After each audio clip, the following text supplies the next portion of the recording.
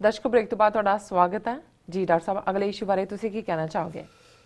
ਦੇਖੋ, ਜਦੋਂ ਵੀ ਅਸੀਂ ਖਾਲਿਸਤਾਨ ਦੀ ਕਾਇਮੀ ਦੀ ਗੱਲ ਕਰਦੇ ਹਾਂ, ਇੱਕ ਜਿਹਨੂੰ ਇਤਰਾਜ਼ ਕਹਿ ਲਓ, ਸਵਾਲ ਕਹਿ ਲਓ ਜਾਂ ਪੁੱਟ ਡਾਊਨ ਕਰਨ ਦੇ ਲਈ ਜਿਹੜਾ ਆਰਗੂਮੈਂਟ ਆਪਣਿਆਂ ਵੱਲੋਂ ਵੀ ਦਿੱਤਾ ਜਾਂਦਾ ਹੈ ਜੀ, ਉਹ ਇਹ ਹੁੰਦਾ ਹੈ ਕਿ ਜੀ ਖਾਲਿਸਤਾਨ ਇੱਕ ਨਿੱਕੀ ਜਿਹੀ ਸੂਬੀ 50,300 ਸਕੁਅਰ ਕਿਲੋਮੀਟਰ ਤੁਹਾਡਾ ਅੱਜ ਪੰਜਾਬ ਹੈ, ਇਹ ਕਿਵੇਂ ਸਰਵਾਈਵ ਕਰੇਗਾ, ਇਕਨੋਮਿਕਲੀ ਕਿਵੇਂ ਕਰੇਗਾ, ਬੰਦਰਗਾਹ ਨਹੀਂ ਲੱਗਦੀ, ਸਮੁੰਦਰ ਨਹੀਂ ਲੱਗਦਾ, ਲੈਂਡ ਲੌਕਡ ਹੈ, ਫਲਾਣਾ ਹੈ, ਢਿਮਕਾ ਹੈ, ਇੰਡੀਆ ਇੰਨਾ ਵੱਡਾ ਰਹਿ ਜਾਏਗਾ, ਭਾਵੇਂ ਟੁੱਟ ਵੀ ਜਾਏਗਾ, ਪਾਕਿਸਤਾਨ ਹੈ ਕਿਵੇਂ ਸਰਵਾਈਵ ਕਰੇਗਾ, ਇਹ ਖਾ ਜਾਣਗੇ ਉਹਨੂੰ, ਇਹ ਹੋ ਜਾਏਗਾ, ਉਹ ਹੋ ਜਾਏਗਾ, ਅਫਗਾਨਿਸਤਾਨ ਬਣ ਜਾਏਗਾ, ਆਪਸ 'ਚ ਲੜ ਪੈਣਗੇ ਜੀ।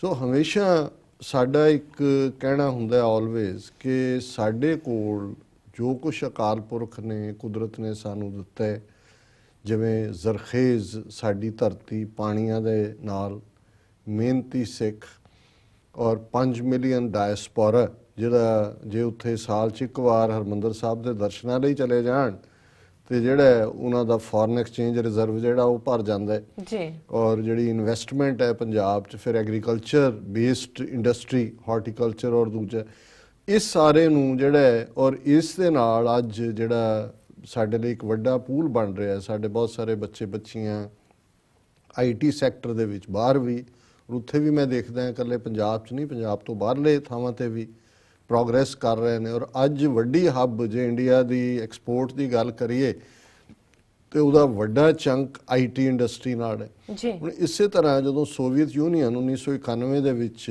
15 ਸਟੇਟਾਂ ਦੇ ਵਿੱਚ ਟੁੱਟਿਆ ਤੇ ਉਹਨਾਂ 'ਚ ਜਿਨ੍ਹਾਂ ਦਾ ਜ਼ਿਕਰ ਖਾਸ ਤੌਰ ਤੇ 3 ਸਟੇਟਾਂ ਦਾ, ਜਿਨ੍ਹਾਂ ਨੂੰ ਬਾਲਟਿਕ ਸਟੇਟਾਂ ਕਹਿੰਦੇ ਸੀ, ਲਿਥੁਆਨੀਆ, ਲਾਤਵੀਆ, ਐਸਟੋਨੀਆ ਜੀ, ਇਹ ਪਹਿਲਾਂ ਵੀ ਹੁੰਦਾ ਸੀ ਕਿਉਂਕਿ ਜਦੋਂ ਈਵਨ ਖਾਲਿਸਤਾਨ ਦੀ ਐਡਮਿਸ਼ਨ ਜਿਹੜੀ ਹੈ unrepresented nations and peoples organisation UNPO ਦੇ ਵਿੱਚ ਹੋਣ ਦੀ ਗੱਲ ਤੁਰ ਰਹੀ ਸੀ ਤੇ ਉਦੋਂ ਵੀ ਜਿਹੜੀਆਂ ਪਹਿਲੀਆਂ ਸਟੇਟਾਂ ਜਿਹੜੇ ਆਲਰੇਡੀ ਨੇਸ਼ਨ ਨਹੀਂ ਸੀ ਪਰ ਉਹਨਾਂ ਦੀ ਮੈਂਬਰਸ਼ਿਪ UNPO ਦੀ ਸੀ, ਉਹਨਾਂ 'ਚ ਲਿਥੁਆਨੀਆ, ਲਾਤਵੀਆ, ਐਸਟੋਨੀਆ ਸੀ, ਬਿਲਕੁਲ ਨਿੱਕੇ ਨਿੱਕੇ ਦੇਸ਼। ਔਰ ਕਿਸੇ ਦੀ 2 ਮਿਲੀਅਨ ਆਬਾਦੀ ਹੈ, ਕਿਸੇ ਦੀ ਹੋਰ ਹੈ, ਉਹਦੇ ਤੇ ਵੀ ਰਸ਼ੀਅਨਸ ਨੇ ਡੋਮੀਨੈਂਸ ਕੀਤੀ ਹੋਈ ਸੀ। ਔਰ ਇਹਨਾਂ ਦਾ ਜਦੋਂ ਅਸੀਂ ਇਤਿਹਾਸ ਵੀ ਦੇਖਦੇ ਹਾਂ ਐਸਟੋਨੀਆ ਦਾ, ਉਹ ਇਸ ਕਿਸਮ ਦਾ ਹੀ ਹੈ ਵੀ ਕਿਉਂਕਿ ਰਸ਼ੀਆ ਨੇ ਜਿਵੇਂ ਕ੍ਰੀਮੀਆ ਦੱਬ ਲਿਆ ਯੂਕਰੇਨ ਤੋਂ, ਇਵੇਂ ਲੰਬਾ ਵਕਤ ਹਿਸਟਰੀ ਦੇ ਵਿੱਚ ਐਸਟੋਨੀਆ ਜਿਹੜਾ ਉਹ ਰਸ਼ੀਅਨ ਕਬਜ਼ੇ 'ਚ ਰਿਹਾ। ਹਾਲਾਂ ਫਿਨਿਸ਼ ਓਰੀਜਨ ਔਰ ਦੂਸਰੇ ਲੋਕ ਜਿਹੜੇ ਨੇ ਉੱਥੇ ਉਹ ਰਸ਼ੀਅਨ ਓਰੀਜਨ ਦੇ ਨਹੀਂ ਨੇ। ਹੁਣ ਬਾਅਦ ਦੇ ਵਿੱਚ ਉਹਨਾਂ ਨੇ ਆਪਣੀ ਪੋਪੂਲੇਸ਼ਨ ਉੱਥੇ ਕਾਫੀ ਵਾੜੀ, ਹੁਣ ਵੀ 25, 23, 24% ਰਸ਼ੀਅਨ ਨੇ। ਲੇਕਿਨ ਇਸ ਸਾਰੇ ਦੌਰ 'ਚ 1920 ਦੇ ਜਦੋਂ ਫਸਟ ਵਰਲਡ ਵਾਰ ਖਤਮ ਹੋਇਆ ਉਦੋਂ ਐਸਟੋਨੀਆ ਫ੍ਰੀ ਹੋਇਆ। ਉਹਨਾਂ ਨੇ ਪਹਿਲਾਂ ਹੋਮ ਰੂਲ ਕੀਤਾ, ਫਿਰ ਉਹਨਾਂ ਨੇ ਇੰਡੀਪੈਂਡੈਂਸ ਡਿਕਲੇਅਰ ਕੀਤੀ ਪਰ 1994 ਤੱਕ ਪਹੁੰਚਦਿਆਂ ਸਟਾਲਿਨ ਔਰ ਹਿਟਲਰ ਨੇ ਪੈਕਟ ਕਰ ਲਿਆ ਸੈਕੰਡ ਵਰਲਡ ਵਾਰ ਦੇ ਪਹਿਲੇ ਸਾਲਾਂ ਦੇ ਵਿੱਚ। ਬਾਅਦ 'ਚ ਤਾਂ ਰਸ਼ੀਆ ਅਗੇਂਸਟ ਹੋਇਆ ਉਹਦੇ, ਜਰਮਨ ਦੇ, ਔਰ ਉਹਦੇ ਥੱਲੇ ਜਿਹੜਾ 1940 ਦੇ ਵਿੱਚ ਰਸ਼ੀਆ ਨੇ ਫਿਰ ਇਹ ਬਾਲਟਿਕ ਸਟੇਟਾਂ 'ਤੇ ਕਬਜ਼ਾ ਕਰ ਲਿਆ। ਉਹਨਾਂ ਨੇ ਵਿਚਾਰਿਆਂ ਨੇ 1940 'ਚ ਆਪਣੀ ਪਹਿਲੀ ਗਵਰਨਮੈਂਟ ਇਨ ਐਗਜ਼ਾਈਲ ਬਣਾਈ ਔਰ 1991 ਤੱਕ ਜਦੋਂ ਕਿ ਫਿਰ ਸੋਵੀਅਤ ਯੂਨੀਅਨ ਟੁੱਟਿਆ, ਉਹਨਾਂ ਦੀ ਗਵਰਨਮੈਂਟ ਇਨ ਐਗਜ਼ਾਈਲ ਉਹ ਬਾਲਟਿਕ ਸਟੇਟਾਂ ਆਪਣੀ ਆਜ਼ਾਦੀ ਦੀ ਗੱਲ ਕਰਦੀਆਂ ਰਹੀਆਂ। ਐਸਟੋਨੀਆ ਈਵਨ ਉਹਨਾਂ 'ਚੋਂ ਵੀ, ਤਿੰਨਾਂ 'ਚੋਂ ਵੀ ਛੋਟੀ ਸਟੇਟ ਹੈ ਜੀ ਅੱਜ। ਔਰ ਮੈਂ ਇਸ ਟੌਪਿਕ ਨੂੰ ਖਾਲਿਸਤਾਨ ਦੇ ਨਾਲ ਇਸ ਲਈ ਜੋੜ ਕੇ ਦੇਖਿਆ ਕਿ ਅੱਜ ਮੈਂ BBC ਜਿਹੜਾ ਉਹ ਪ੍ਰੋਡਿਊਸ ਕਰ ਰਿਹਾ ਸੀ, ਉਹਨਾਂ ਦੀਆਂ ਪਿਛਲੀ ਸਟੋਰੀਜ਼। ਕੱਲ੍ਹ ਅਸੀਂ ਹੈਰੀਟੇਜ ਫਾਊਂਡੇਸ਼ਨ ਦੀ ਰਿਪੋਰਟ ਡਿਸਕਸ ਕੀਤੀ ਸੀ ਕਿ ਕਿਵੇਂ 143ਵੇਂ ਨੰਬਰ ਤੇ ਇੰਡੀਆ, ਸ਼ਰਮਨਾਕ। ਈਵਨ ਪਾਕਿਸਤਾਨ ਔਰ ਬੰਗਲਾਦੇਸ਼, ਸ੍ਰੀਲੰਕਾ ਵੀ ਉਸ ਤੋਂ ਉੱਪਰ ਨੇ। ਤੇ ਉਸ ਰਿਪੋਰਟ ਦੇ ਵਿੱਚ ਹੈਰੀਟੇਜ ਫਾਊਂਡੇਸ਼ਨ ਦੀ ਜਿਹੜੀ ਮੇਰੀ ਨਿਗਾਹ 'ਚੋਂ ਗੁਜ਼ਰੀ ਕਿ Estonia 6th in the world by economic freedom, 2nd in Europe. ਕਿ ਐਸਟੋਨੀਆ ਲੈਸ ਦੈਨ 2 ਮਿਲੀਅਨ ਲੋਕਾਂ ਦਾ ਦੇਸ਼, ਉਹ ਇਹਦੇ 'ਚ ਜਿਹੜਾ 6ਵੇਂ ਨੰਬਰ ਤੇ ਹੈ on the top. Even America 12ਵੇਂ ਨੰਬਰ ਤੇ। ਔਰ ਮੇਰਾ ਇੱਕਦਮ ਧਿਆਨ, ਹਾਲਾਂ ਮੈਂ ਫੋਲੋ ਤਾਂ ਕਰਦਾ ਉਸ ਸਟੋਰੀਜ਼ ਨੂੰ, ਹੁਣ ਯੂਕਰੇਨ ਦੇ ਵਿੱਚ ਕ੍ਰੀਮੀਆ ਦੇ ਨਾਲ ਕੀ ਹੋ ਰਿਹਾ ਹੈ, ਦੂਜਾ ਔਰ ਰਸ਼ੀਆ ਔਰ ਡੋਨਲਡ ਟਰੰਪ ਦੀ ਰਿਲੇਸ਼ਨਸ਼ਿਪ, ਇਹਦੇ ਸਿਕਿਉਰਿਟੀ ਐਡਵਾਈਜ਼ਰ ਦਾ ਰਿਜ਼ਾਈਨ ਕਰਨਾ ਔਰ ਜਿਸ ਲਾਈਨ ਦੇ ਉੱਤੇ ਗੱਲ ਜਾ ਰਹੀ ਹੈ ਕਿ ਕਿਵੇਂ ਇੰਟੈਲੀਜੈਂਸ ਸ਼ੇਅਰਿੰਗ ਹੋਈ। ਸੋ ਰਸ਼ੀਆ ਦੇ ਨਾਲ ਇਸ ਵੇਲੇ ਸਾਡਾ ਇੰਟਰਸਟ ਹੈ ਔਰ ਮੈਨੂੰ ਲੱਗਦਾ ਹੈ ਵੀ ਡੋਨਲਡ ਟਰੰਪ ਦੀ ਇੰਪੀਚਮੈਂਟ ਦਾ ਜਿਹੜਾ ਸੌਦਾ ਉਹ ਤਿਆਰ ਹੋ ਗਿਆ ਆਲਰੇਡੀ, ਉਹ ਇਸ ਡਾਇਰੈਕਸ਼ਨ 'ਚ ਹੀ ਜਾਏਗਾ। ਇਵੇਂ ਹੀ ਜਦੋਂ ਤੁਸੀਂ ਵਾਟਰਗੇਟ ਸਕੈਂਡਲ ਦੇਖਦੇ ਹੋ, ਜਿਹਦੇ ਥੱਲੇ ਨਿਕਸਨ ਦੀ ਇੰਪੀਚਮੈਂਟ ਹੋਣ ਲੱਗੀ ਸੀ, ਉਹਨੂੰ ਅਸਤੀਫਾ ਦੇਣਾ ਪਿਆ ਸੀ, ਇਹ ਉਸ ਤੋਂ ਮਚ ਸਟਰੋਂਗਰ ਹੈ। ਵਾਟਰਗੇਟ ਤਾਂ ਸੀ ਕਿ ਜੀ ਡੈਮੋਕ੍ਰੈਟਿਕ ਜਿੱਥੇ ਕਨਵੈਨਸ਼ਨ ਹਾਲ ਸੀ ਉਹਦੇ 'ਚ ਉਹਨਾਂ ਨੇ ਆਪਣੇ ਆਪਰੇਸ਼ਨ ਜਿਹੜੇ ਲਾਏ ਸੀ ਆਪਣੇ ਕੋਈ ਜੰਤਰ ਲਾਏ ਹੋਏ ਸੀ ਉੱਥੋਂ ਇੰਟੈਲੀਜੈਂਸ ਕਰਨ ਦੇ, ਇੰਨਾ ਪਾਰਟ ਸੀ ਇੰਟਰਫੇਅਰੈਂਸ। ਇਹ ਵਿਦਨ ਕੰਟਰੀ ਸੀ ਕਿ ਰਿਪਬਲਿਕਨ ਉਹਦਾ ਫਾਇਦਾ ਲੈਣ। ਇਹ ਤਾਂ ਤੁਸੀਂ ਨੇਸ਼ਨ ਦੀ ਸਿਕਿਉਰਿਟੀ ਕੰਪਰੋਮਾਈਜ਼ ਕਰ ਰਹੇ ਹੋ ਜਿਸ ਤਰੀਕੇ ਨਾਲ। ਔਰ ਇਹਦੀ ਸਾਰੀ ਟੀਮ ਜਿਹੜੀ ਹੈ ਉਸ ਤੋਂ ਪਹਿਲਾਂ, ਔਰ ਉਹ ਜਿਹੜਾ ਕੱਢਿਆ ਉਹ ਵਾਈਸ ਪ੍ਰੈਜ਼ੀਡੈਂਟ ਜਿਹੜਾ ਹੈ ਮਾਈਕ ਪੈਂਸ, ਉਹਨੂੰ ਵੀ ਗੁੰਮਰਾਹ ਕਰ ਰਿਹਾ। ਇਹਨੂੰ ਟਰੰਪ ਨੂੰ ਸਭ ਕੁਝ ਪਤਾ ਸੀ, ਪਤਾ ਹੈ ਵੀ ਕੀ ਕਰ ਰਿਹਾ ਹੈ, ਔਰ ਇਹ ਹੁਣ ਸਾਹਮਣੇ ਆਏਗਾ ਹੌਲੀ ਹੌਲੀ। ਚਲੋ ਹੁਣ ਐਸਟੋਨੀਆ ਦੀ ਕਹਾਣੀ ਸਾਰੇ ਪੀਰੀਅਡ 'ਚ ਮੇਰੇ ਵੀ ਧਿਆਨ 'ਚ ਨਹੀਂ ਸੀ ਕਿ ਵੀ ਉਹਨਾਂ ਦੀ ਇਕਨੋਮੀ ਦਾ ਕੀ। ਜਦੋਂ ਮੈਂ ਇਹ ਹੈਰੀਟੇਜ ਫਾਊਂਡੇਸ਼ਨ ਦੀ ਰਿਪੋਰਟ ਦੇਖੀ ਤੇ ਫਿਰ ਇੱਕਦਮ ਮੈਂ ਦੇਖਿਆ ਕਿ ਵੀ ਇਹ ਐਸਾ ਕੀ ਕਰਤਾ ਐਸਟੋਨੀਆ ਨੇ ਕਿ ਵੀ ਉਹ ਇੱਕਦਮ 1991 'ਚ ਹੋਂਦ 'ਚ ਆਇਆ ਹੈ ਔਰ 20-25 ਸਾਲਾਂ ਦੇ ਵਿੱਚ ਉਹ ਦੁਨੀਆ ਦਾ 8ਵਾਂ 6ਵਾਂ ਜਿਹੜਾ ਹੈ ਉਹ ਫਰੀडम ਇਸ ਰਿਪੋਰਟ 'ਚ ਆ ਗਿਆ। ਔਰ ਇਸ ਤੋਂ ਪਹਿਲਾਂ ਕਿ ਮੈਂ ਦੱਸਾਂ ਵੀ ਉਹਨਾਂ ਨੇ ਕੀ ਕੀਤਾ ਹੈ, ਮੈਂ ਰਿਪਬਲਿਕ ਆਫ ਐਸਟੋਨੀਆ ਦੀ ਥੋੜੀ ਜਿਹੀ ਬੈਕਗਰਾਉਂਡ ਜ਼ਰੂਰ ਜਿਹੜੀ ਹੈ ਡਿਸਕਸ ਕਰਨਾ ਚਾਹੁੰਦਾ ਦਰਸ਼ਕਾਂ ਨਾਲ। ਉਹਨਾਂ ਦੀ ਰਾਜਧਾਨੀ ਜਿਹੜੀ ਹੈ ਉਹ ਟੈਲੀਨ ਹੈ, ਵੱਡੇ ਸ਼ਹਿਰਾਂ 'ਚ ਵੀ ਹੈ ਉਹਨਾਂ ਦੇ ਐਸਟੋਨੀਆ ਦੇ। ਔਰ ਐਸਟੋਨੀਆ ਦੇ ਵਿੱਚ ਜਿਹੜੀ ਆਬਾਦੀ ਹੈ ਉਹਨਾਂ ਦੀ ਉਹ 2 ਮਿਲੀਅਨ ਦੇ ਲਗਭਗ ਹੈ, 1 million 7 lakh 8 lakh latest senses. ਔਰ ਉਹਦੇ 'ਚ 68.8% ਜਿਹੜੇ ਨੇ ਉਹ ਐਸਟੋਨੀਅਨ ਨੇ ਉਸੇ ਮੂਲ ਦੇ, ਔਰ 25% ਜਿਹੜੇ ਨੇ ਰਸ਼ੀਅਨ ਨੇ, ਆਲਮੋਸਟ 1/4। ਬਾਕੀ ਯੂਕਰੇਨੀਅਨ, ਬੈਲਾਰੂਸ, ਫਿਨਸ, ਲਾਤਵੀਅਨ, ਜਰਮਨਸ ਦੂਸਰੇ ਨੇ। ਸੋ ਇਹ ਉਹਨਾਂ ਦਾ ਪਾਪੂਲੇਸ਼ਨ ਦਾ ਪਾਰਟ ਹੈ। ਬਾਕੀ ਉਹਨਾਂ ਦੀ ਮੈਂ ਹਿਸਟਰੀ ਜਿਹੜੀ ਹੈ ਪੋਲੀਟੀਕਲੀ ਕਿਵੇਂ ਉਹ ਮੈਂ ਦੱਸ ਹੀ ਚੁੱਕਾ। ਔਰ ਉਹਨਾਂ ਦਾ ਜਿਹੜਾ ਟੋਟਲ ਏਰੀਆ ਐਸਟੋਨੀਆ ਦਾ ਉਹ 45,339 ਕਿਲੋਮੀਟਰ ਹੈ। ਹੁਣ ਜਿਹੜਾ ਅੱਜ ਪੰਜਾਬ ਹੈ ਭਾਰਤੀ ਕਬਜ਼ੇ 'ਚ, ਇਹਦਾ ਏਰੀਆ ਵੀ 50,300 ਸਕੁਅਰ ਕਿਲੋਮੀਟਰ ਹੈ।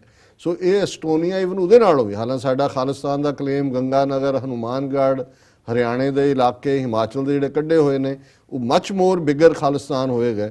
ਹੁਣ ਇਹ ਉਹਨਾਂ ਦਾ ਜਿਹੜਾ ਹੈ ਸਾਰਾ ਪਾਰਟ ਹੈ। ਔਰ ਉਹਨਾਂ ਦਾ ਜੇ ਤੁਸੀਂ ਦੇਖੋ GDP ਕੀ ਹੈ, ਉਹਨਾਂ ਦੀ GDP 38.69 ਬਿਲੀਅਨ ਡਾਲਰ ਹੈ। ਇਹ GDP 20-22 ਸਾਲ ਬਾਅਦ ਇਸ ਲੈਵਲ ਤੇ ਉਹਨਾਂ ਦੀ। ਔਰ ਜਿਹੜੀ ਪਰ ਕੈਪੀਟਾ ਇਨਕਮ ਹੈ ਉਹ 29,501 ਪਰ ਕੈਪੀਟਾ ਇਨਕਮ ਹੈ ਡਾਲਰ। ਹੁਣ ਇਹ ਭਾਰਤ ਦੀ 200-250 ਡਾਲਰ ਹੈ। ਈਵਨ ਅਮਰੀਕਾ ਦੀ ਮੇਰਾ ਖਿਆਲ ਹੈ 22 ਜਾਂ 25,000 ਡਾਲਰ ਜਿਹੜੀ ਹੈ ਐਵਰੇਜ, ਮੋਰ ਦੈਨ ਦੈਮ। ਔਰ ਇਸ ਸਾਰੇ ਚੋਂ ਅੱਗੇ ਉਹਨਾਂ ਦੀ ਕਰੰਸੀ ਦੂਜੀ ਤੀਜੀ ਇਹ ਹੈਗਾ। ਹੁਣ ਜਿਹੜੀ ਰਿਪੋਰਟ ਹੈ ਉਹਨਾਂ ਦੀ, ਮੈਂ ਜਿਵੇਂ ਵਰਲਡ ਹੈਰੀਟੇਜ ਦੀ ਇਹਨਾਂ ਦੀ ਗੱਲ ਕੀਤੀ, ਉਹਦੇ 'ਚ Estonia 6th in the world by economic freedom, 2nd in Europe. ਔਰ ਉਹਨਾਂ ਨੇ ਕਿਹਾ according to the country review overview in the index, Estonia's economy continues to benefit from government policies that sustain a high level of economic freedom। ਔਰ ਇਸ ਵੇਲੇ Estonia ਨੂੰ silicon valley of the Europe ਕਹਿਣ ਲੱਗ ਗਏ ਨੇ। ਜਿਵੇਂ ਇੱਥੇ ਕੈਲੀਫੋਰਨੀਆ ਬੇ ਏਰੀਆ 'ਚ ਸਿਲੀਕਨ ਵੈਲੀ ਹੈ।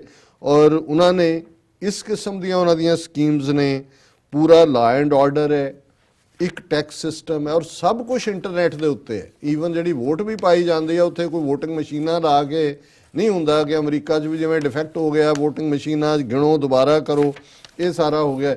ਔਰ ਮੈਂ ਜਿਹੜੀ BBC ਨੇ ਇਹਦੇ 'ਤੇ ਸਟੋਰੀ ਕੀਤੀ ਕਿ ਵੀ ਇਹ ਜਿਹੜਾ ਛੋਟਾ ਜਿਹਾ ਦੇਸ਼ ਹੈ ਇਹ ਕਿਵੇਂ ਬਣ ਗਿਆ ਯੂਰਪ ਦੀ ਸਿਲੀਕਨ ਵੈਲੀ। ਔਰ ਉਹਨਾਂ ਨੇ ਇਹ ਕਿਹਾ ਕਿ ਵੀ ਇਹ 1991 'ਚ ਹੋਂਦ 'ਚ ਆਇਆ ਔਰ ਇਸ ਵੇਲੇ ਉਹਨਾਂ ਦੀ ਵਿਕਸਿਤ ਅਰਥ ਵਿਵਸਥਾ, ਉੱਚਾ ਜੀਵਨ ਸਤਰ ਤੇ ਤਕਨੀਕ, ਇਹ ਕੋਈ ਕਲਪਨਾ ਨਹੀਂ ਹੈ, ਇਹ ਇੱਕ ਰਿਐਲਿਟੀ ਹੈ। ਔਰ ਆਜ਼ਾਦ ਦੇਸ਼ ਬਣ ਕੇ ਪਹਿਲੀ ਵਾਰ 2004 ਚ ਐਸਟੋਨੀਆ ਯੂਰਪੀਅਨ ਯੂਨੀਅਨ ਸ਼ਾਮਲ ਹੋਇਆ।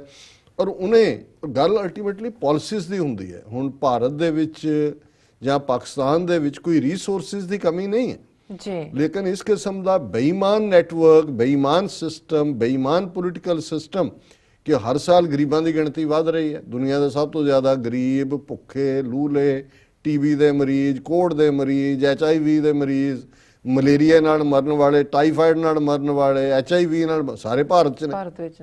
ਔਰ rape capital of the world ਹੈ ਦਿੱਲੀ। ਹੁਣ ਤੁਸੀਂ ਕੰਪੇਅਰ ਕਰੋ ਜਿਹੜੇ ਜਿਨ੍ਹਾਂ ਨੂੰ ਖਾਲਿਸਤਾਨ ਤੇ ਸਵਾਲ ਹੁੰਦਾ ਜੀ, ਛੋਟਾ ਇਕਨੋਮਿਕਲੀ ਐਸਟੋਨੀਆ ਦਾ ਹੀ ਇੱਕ ਉਦਾਹਰਨ ਸਾਹਮਣੇ ਹੈ ਕਿ ਵੀ ਉਹਨਾਂ ਨੇ ਸਭ ਤੋਂ ਵੱਡੀ ਕੰਮ ਜਿਹੜਾ ਉਹਨਾਂ ਨੇ ਕੀਤਾ ਕਿ ਉਹਨਾਂ ਨੇ ਡਿਜੀਟਲ ਦੇ ਨਾਲ ਜਿਹੜੀ IT ਇੰਡਸਟਰੀ ਨੂੰ ਉਹਨਾਂ ਨੇ ਔਨ ਕੀਤਾ। ਔਰ ਇਸ ਵੇਲੇ ਉੱਥੇ ਐਸਟੋਨੀਆ ਦੇ ਵਿੱਚ ਸਿਲੀਕਨ ਵੈਲੀ ਨਾਲੋਂ ਵੀ ਜ਼ਿਆਦਾ ਕੰਪਨੀਆਂ ਨੇ ਔਰ ਉਹ ਦੁਨੀਆ ਦਾ ਸਭ ਤੋਂ ਵਿਕਸਿਤ ਜਿਹੜਾ ਡਿਜੀਟਲ ਸਮਾਜ ਹੈ। ਔਰ ਇਹਨੂੰ ਅੱਜ ਜਦੋਂ ਦੁਨੀਆ ਦੇ ਵਿੱਚ ਕੋਈ ਮਾਡਲ ਦੇਖਣਾ ਚਾਹੁੰਦਾ ਤੇ ਉਹ ਕਹਿੰਦਾ ਜੀ ਕਿ ਇਹ ਜਿਹੜਾ ਐਸਟੋਨੀਆ ਵੱਲ ਦੇਖੋ, ਉਹਨਾਂ ਦੀਆਂ ਵੋਟਾਂ ਵੀ ਆਨਲਾਈਨ ਹੁੰਦੀਆਂ, ਉਹ ਕੋਈ VOTING ਉੱਥੇ ਬੂਥ ਨਹੀਂ ਉਹਨਾਂ ਨੇ ਬਣਾਏ ਹੁੰਦੇ। ਉਹ ਦੁਨੀਆ ਦਾ ਪਹਿਲਾ ਦੇਸ਼ ਹੈ ਜਿੱਥੇ ਪੜ੍ਹਾਈ ਵੀ ਪੂਰੀ ਆਨਲਾਈਨ ਹੁੰਦੀ ਹੈ। ਉੱਥੇ ਕਲਾਸਰੂਮ ਜਾਂ ਦੂਜਿਆਂ ਵਾਲਾ ਕਨਸੈਪਟ ਨਹੀਂ ਹੈ, ਆਨਲਾਈਨ ਪੜ੍ਹਾਈ ਹੈ। ਔਰ ਜਿੰਨੇ ਨਾਗਰਿਕ ਨੇ ਉਹਨਾਂ ਦੇ ਹੈਲਥ ਦਾ ਸਾਰਿਆਂ ਦਾ ਰਿਕਾਰਡ ਜਿਹੜਾ ਹੈ ਉਹ ਆਨਲਾਈਨ ਹੈਗਾ, ਹਾਲਾਂਕਿ ਕੌਨਫੀਡੈਂਸ਼ੀਅਲ ਹੈ, ਉਹਨੂੰ ਕਿਸੇ ਹੋਰ ਨੂੰ। ਔਰ ਉਹਨਾਂ ਦੀ ਜਿਹੜੀ ਹੈ ਸਾਰੇ ਦੇਸ਼ ਦੇ ਵਿੱਚ ਵਾਈਫਾਈ ਹੈ, ਸਭ ਤੋਂ ਤੇਜ਼ ਉਹਨਾਂ ਦੀ ਬੈਂਡਵਿਡਥ ਹੈ। ਤੇ ਜਿਹੜੀ ਹੈ ਪਾਰਕਿੰਗ ਵੀ ਤੁਸੀਂ ਦੇਣੀ ਹੈ ਉਹ ਇੰਟਰਨੈਟ ਰਾਹੀਂ ਪੇ ਕਰ ਦਿਓ। ਇਹ ਨਹੀਂ ਹੈ ਵੀ ਤੁਸੀਂ ਟਿਕਟ ਪਾਤੀ ਫਿਰ ਨਿਕਲਣ ਲੱਗੇ ਕੱਢ ਲਈ, ਉਹ ਤੁਸੀਂ ਜਿਹੜਾ ਉਹਨੂੰ ਕਰਦੇ ਹੋ। ਤੇ ਹੁਣ ਕਿਹੜੀਆਂ ਉਹਨਾਂ ਨੇ ਸੇਵਾਵਾਂ ਵਰਲਡ ਕਲਾਸ ਕ੍ਰੀਏਟ ਕੀਤੀਆਂ ਨੇ। ਬਾਰਡਰ ਕਿਊ ਮੈਨੇਜਮੈਂਟ ਉਹਨਾਂ ਨੇ ਪਹਿਲਾਂ ਹੀ ਕਿ ਵੀ ਕਿਊ ਜਿਹੜਾ ਹੈ ਬਾਰਡਰ ਦੇ ਉੱਤੇ ਉਹਨੂੰ ਕਿਵੇਂ ਮੈਨੇਜ ਕਰਨਾ, ਬਹੁਤ ਘੱਟ ਟਾਈਮ ਲੱਗਦਾ ਹੈ। ਡਿਜੀਟਲ ਸਿਗਨੇਚਰ, ਹੁਣ ਸਾਈਨ ਡਿਜੀਟਲ ਉੱਤੇ ਤੁਹਾਡੇ ਇੱਕ ਵਾਰੀ ਲੈ ਲਏ, ਉਹ ਤੁਹਾਡਾ ਸੇਵ ਹੋ ਗਏ, ਉਹਦੇ ਨਾਲ ਹੀ ਸਾਰਾ ਉਹਨਾਂ ਦਾ ਕੰਪੈਰੀਜ਼ਨ ਹੁੰਦਾ ਹੈ। ਇਲੈਕਟ੍ਰੋਨਿਕ ਰੈਜ਼ੀਡੈਂਸੀ ਕਿ ਵੀ ਤੁਸੀਂ ਜਿਹੜੇ ਵਪਾਰ ਕਰਨਾ ਹੈ ਇਲੈਕਟ੍ਰੋਨਿਕ ਉਸ ਦੇ ਨਾਲ ਹੀ ਕਰ ਦਿਓ। ਡ੍ਰੀਮ ਅਪਲਾਈਡ, ਹੁਣ ਜੇ ਇੰਟਰਨੈਸ਼ਨਲ ਸਟੂਡੈਂਟਸ ਨੇ ਆਉਣਾ ਜਾਂ ਐਜੂਕੇਸ਼ਨਲ ਆਰਗੇਨਾਈਜੇਸ਼ਨਸ ਦੀ ਮਦਦ ਕਰਨੀ ਹੈ ਤੇ ਉਹ ਵੀ ਜਿਹੜਾ ਇਲੈਕਟ੍ਰੋਨਿਕ ਬਿਜ਼ਨਸ ਰਜਿਸਟ੍ਰੇਸ਼ਨ 5 ਮਿੰਟਾਂ ਦੇ ਵਿੱਚ ਤੁਸੀਂ ਕੋਈ ਬਿਜ਼ਨਸ ਸ਼ੁਰੂ ਕਰਨਾ। ਅਮਰੀਕਾ 'ਚ ਵੀ ਟਾਈਮ ਲੱਗ ਜਾਂਦਾ ਹੈ, ਕੁਝ ਹਫ਼ਤੇ ਲੱਗਦੇ ਨੇ ਜੀ। 5 ਮਿੰਟ ਦੇ ਵਿੱਚ ਤੁਸੀਂ ਆਪਣੀ ਕੰਪਨੀ ਰਜਿਸਟਰ ਕਰਾ ਕੇ ਜਿਹੜਾ ਕਰਕੇ ਜਿਹੜਾ ਆਪਣਾ ਕੋਈ ਵੀ ਕਾਰੋਬਾਰ ਸ਼ੁਰੂ ਕਰ ਸਕਦੇ ਹੋ। ਈ ਕੈਬਨਿਟ, ਹੁਣ ਜਿਹੜੀ ਉਹਨਾਂ ਦੀ ਕੈਬਨਿਟ ਮੀਟਿੰਗਸ ਨੇ ਉਹ ਵੀ ਈਮੇਲ ਦੇ ਉੱਤੇ, ਇਹ ਨਹੀਂ ਹੈ ਵੀ ਬੈਠੇ ਆ, ਚਾਹ ਆ ਗਏ, ਬਿਸਕੁਟ ਆ ਗਏ, ਗੱਪਾਂ ਹੰਕੀਆਂ, ਪਕੌੜੇ ਖਾਧੇ, ਕੁਛ ਨਾ ਕੀਤਾ ਫਿਰ ਚਲੇ ਗਏ। ਪੇਪਰ ਵੀ ਜਿਹੜੇ ਮੀਟਿੰਗ ਦੇ ਨੇ ਉੱਥੇ ਛੱਡ ਕੇ, ਜਿਵੇਂ ਸਿੱਖਾਂ ਦੀਆਂ ਮੀਟਿੰਗਾਂ ਦਾ ਹੁੰਦਾ ਜੀ। ਈ ਕੋਰਟ ਔਰ ਈ ਲਾ, ਔਰ ਮੁਕੱਦਮਾ ਦਾਇਰ ਕਰਨ ਵੇਲੇ ਬਿੱਲਾਂ ਨੂੰ ਛਾਪਣਾ ਕਿਵੇਂ ਹੈ, ਉਹਦੀ ਜਿਹੜੀ ਹੈ ਫੈਸਿਲਿਟੀ। ਈ ਪੁਲਿਸ, ਸਾਰੀ ਪੁਲਿਸ ਬਲ ਦੇ ਸੰਚਾਰ ਪ੍ਰਭਾਵ, ਔਰ ਦੂਜਾ ਹਰ ਨਾਗਰਿਕ ਨੂੰ ਡਿਜੀਟਲਾਈਜ਼ ਕਰਕੇ ਜਿਹੜੀਆਂ ਨੇ ਹੈਲਥ ਸਰਵਿਸਿਜ਼ ਪ੍ਰੋਵਾਈਡ ਕੀਤਾ। ਸਾਰਾ ਕੁਝ ਆਨਲਾਈਨ ਹੈ। ਜੇ ਕਿਸੇ ਨੇ ਕਿਸੇ ਬਾਰੇ ਆਪਣੀ ਕੋਈ ਸੂਚਨਾ ਵੀ ਲੈਣੀ ਹੈ, ਇਹ ਨਹੀਂ ਹੈ ਜੇ ਕਾਗਜ਼ ਗਵਾਚ ਗਿਆ, ਘਰਾਂ 'ਚ ਕਈ ਵਾਰੀ ਤੁਰਨਾ ਹੁੰਦਾ, ਮੀਟਿੰਗ ਕਿਸੇ ਜਾਣ ਲਈ ਉਹ ਲੱਭ ਹੀ ਨਹੀਂ ਰਿਹਾ ਹੁੰਦਾ। ਜਦੋਂ ਸਾਰਾ ਰੈਕਰਡ ਹੈ ਤੁਸੀਂ ਆਪਣਾ ਦਿੰਦੇ ਹੋ, ਉਹਨਾਂ ਨੇ ਤੁਹਾਡਾ ਰੈਕਰਡ ਉਹਨਾਂ ਨੇ ਸੇਵ ਕੀਤਾ ਹੋਇਆ, ਉਹ ਤੁਹਾਨੂੰ ਉੱਥੇ ਹੀ ਜਿਹੜਾ ਨੇ ਉਹਨਾਂ ਨੇ ਦਿੱਤਾ। ਔਰ ਇਹ ਜਿਹੜੀਆਂ ਸਾਰੀਆਂ ਫੈਸਿਲਿਟੀਜ਼ ਨੇ ਸਿਰਫ ਐਸਟੋਨੀਆ ਵਾਲਿਆਂ ਲਈ ਨਹੀਂ ਨੇ, ਉਹ ਵਿਦੇਸ਼ੀ ਵੀ ਦਾ ਫਾਇਦਾ ਲੈ ਸਕਦੇ ਨੇ। ਔਰ ਉਹ ਜਿਹੜੇ ਨੇ ਇਲੈਕਟ੍ਰੋਨਿਕ ਰੈਜ਼ੀਡੈਂਟ ਬਣ ਸਕਦੇ ਨੇ। ਉਹਨਾਂ ਨੇ ਕਿਹਾ ਜੀ ਤੁਸੀਂ ਬੇਸ਼ੱਕ ਬਾਹਰ ਰਹਿੰਦੇ ਹੋ, ਤੁਸੀਂ ਇਲੈਕਟ੍ਰੋਨਿਕ ਰੈਜ਼ੀਡੈਂਟ ਬਣੋ, ਔਰ ਉਹ ਪਹਿਚਾਣ ਪੱਤਰ, ਬੈਂਕ ਅਕਾਊਂਟ, ਕੰਪਨੀ ਰਜਿਸਟ੍ਰੇਸ਼ਨ। ਹੁਣ ਕੁੱਲ ਮਿਲਾ ਕੇ ਇਹ ਜਿਹੜਾ ਐਸਾ ਐਸਟੋਨੀਆ ਦੁਨੀਆ ਦਾ ਦੇਸ਼ ਬਣ ਗਿਆ ਜਿਹੜਾ ਪੂਰਾ ਡਿਜੀਟਲਾਈਜ਼ ਹੈ। ਔਰ ਇਸ ਵੇਲੇ ਆਲਮੋਸਟ ਜਿਹੜੇ ਉਹਨਾਂ ਦੇ ਪ੍ਰਾਈਮ ਮਿਨਿਸਟਰ ਵੀ ਨੇ ਮੌਜੂਦਾ, ਮਿਸਟਰ ਤਾਵੀ ਰੋਈਵਾਜ਼, ਉਹਨਾਂ ਦੀ ਉਮਰ ਸਿਰਫ 37 ਸਾਲ ਦੀ ਹੈ। ਸੋ ਜੇ ਲੈਸ ਦੈਨ 2 ਮਿਲੀਅਨ ਦਾ ਮੁਲਕ ਐਸਟੋਨੀਆ, 45-46 ਹਜ਼ਾਰ ਦੀ ਉਸ ਜਿਹੜਾ ਸਕੁਅਰ ਕਿਲੋਮੀਟਰ ਏਰੀਏ ਵਾਲਾ ਦੁਨੀਆ ਦੀ ਸਿਲੀਕਨ ਵੈਲੀ ਬਣ ਸਕਦਾ ਹੈ। ਪਰ ਕੈਪੀਟਾ GDP ਅਮਰੀਕਾ ਤੋਂ ਜ਼ਿਆਦਾ ਹੋ ਸਕਦੀ ਹੈ ਜੀ। ਔਰ ਹਰ ਚੀਜ਼ ਇੰਨੀ ਐਫੀਸ਼ੀਐਂਟ, ਲਾਅ ਐਂਡ ਆਰਡਰ, ਉਹ ਮੈਂ ਨਹੀਂ ਪੜ੍ਹਿਆ ਹੈ, ਇੰਨਾ ਕੁ ਸੁਰੱਖਿਅਤ ਹੈ ਉੱਥੇ। ਜਿਹੜੇ ਬਾਹਰਲੇ ਵੀ ਜਾ ਕੇ ਕਹਿੰਦੇ ਨੇ ਕੋਈ 24 ਘੰਟੇ ਲਾਈਫ ਜਿਹੜੀ ਹੈ ਉਹ ਧੜਕਦੀ ਹੈ। ਸੋ ਜੇ ਇਹ ਅਚੀਵ ਕਰ ਸਕਦੇ ਨੇ ਬਿਨਾਂ ਕਿਸੇ ਸਾਧਨ ਤੋਂ, ਕੋਈ ਧਰਤੀ 'ਚੋਂ ਤੇਲ ਨਹੀਂ ਨਿਕਲਿਆ, ਉਹ ਕਹਿੰਦੇ ਜੀ ਤੁਹਾਡੇ ਤੇਲ ਨਹੀਂ ਹੈ ਜੀ, ਕੋਲਾ ਨਹੀਂ। ਮੈਂ ਕਿਹਾ ਤੁਸੀਂ ਕੋਲੇ ਨਾਲ ਮੂੰਹ ਕਾਲਾ ਕਰੋ, ਸਾਨੂੰ ਕੋਲਾ ਨਹੀਂ ਚਾਹੀਦਾ, ਸਾਡੇ ਲਈ ਹੋਰ ਬਥੇਰੇ ਨੇ। ਸੋ ਕੁੱਲ ਮਿਲਾ ਕੇ ਇਹ ਸਾਡੇ ਉਹ ਜਿਹੜੇ ਵੀਰ ਭੈਣਾਂ ਇਸ ਕਿਸਮ ਦੀਆਂ ਗੱਲਾਂ ਕਰਦੇ ਨੇ, ਉਹ ਜ਼ਰੂਰ ਇਸ ਦਾਇਰਾਕਾਰ ਚੋਂ ਨਿਕਲ ਕੇ ਦੇਖਣ ਕਿ ਦੁਨੀਆ 'ਚ ਕਿਵੇਂ ਮੁਲਕ ਬਣਦੇ ਨੇ। ਤੇ ਜਦੋਂ ਆਪਣੀ ਕਿਸਮਤ ਆਪ ਕੜਨ ਦਾ ਹੱਕ ਤੁਹਾਡੇ ਕੋਲ ਆ ਜਾਂਦਾ ਹੈ ਔਰ ਤੁਹਾਨੂੰ ਚੰਗੀ ਲੀਡਰਸ਼ਿਪ ਮਿਲ ਜਾਂਦੀ ਹੈ, ਤੇ ਕਿਵੇਂ ਤੁਸੀਂ ਸਰਵਾਈਵ ਕਰਦੇ ਜੀ। ਡਾਕਟਰ ਸਾਹਿਬ ਬਿਲਕੁਲ, ਇੱਥੇ ਲੈਣਾ ਬ੍ਰੇਕ। ਵਿਊਅਰਸ ਦਸਾਨਾ ਇਸ ਤਰ੍ਹਾਂ ਬਣੇ ਰਹਿਣਾ, ਮਿਲਦੇ ਹਾਂ ਛੋਟੇ ਵਕਫੇ ਤੋਂ ਬਾਅਦ।